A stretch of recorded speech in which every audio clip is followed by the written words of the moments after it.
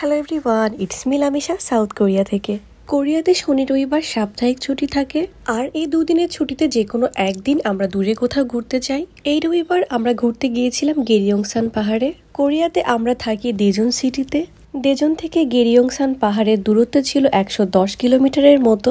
দুপুর 3টার দিকে আমরা গেরিয়ংসান পাহাড়ের উদ্দেশ্যে বাসা থেকে বের হয়েছিলাম। পাহাড়ে পৌঁছাতে আমাদের সময় লেগেছিল 1 ঘন্টা 10 মিনিটের মতো। আমার কাছে মাঝে মধ্যে মনে হয় কোরিয়া একটা অ্যানিমেশনের দেশ।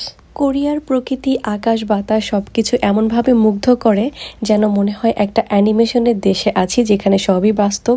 দূর পাহাড়ে ঝর্ণার ধারার পানি বয়ে যাওয়ার কলকল শব্দ আমার কাছে খুবই ভালো লাগে শুনতে। কি স্বচ্ছ পানি, মাশাল্লাহ। পানির ওপর থেকে নিচে সবকিছুই দেখা যাচ্ছে। পাহাড়ের ভেতর দিয়ে কিছুক্ষণ ঘোরার পর আমরা বাইরে এসে বসলাম। এই ব্রিজের নিচে যে পানিগুলো বয়ে যাচ্ছে, এগুলোও ঝর্ণার পানি। অনেকেই নিচের এই ঝর্ণার পানিতে পা দিয়ে বসেছিল। এই সময়টাতে বাতাসটা অনেকটাই ঠান্ডা লাগছিল। আমারও হালকা হালকা শীত লাগছিল, তাই বাচ্চা নিয়ে বেশিক্ষণ এখানে বসিনি। রাত হলে এই জায়গাটার সৌন্দর্য আরো বেড়ে যায়। লাইটিং এর কারণে দেখতে আরো সুন্দর লাগে। এই ছিল আমাদের ছুটির দিনের পাহাড়ের ভ্রমণ। সবাই ভালো থাকবেন, সুস্থ থাকবেন, বাই।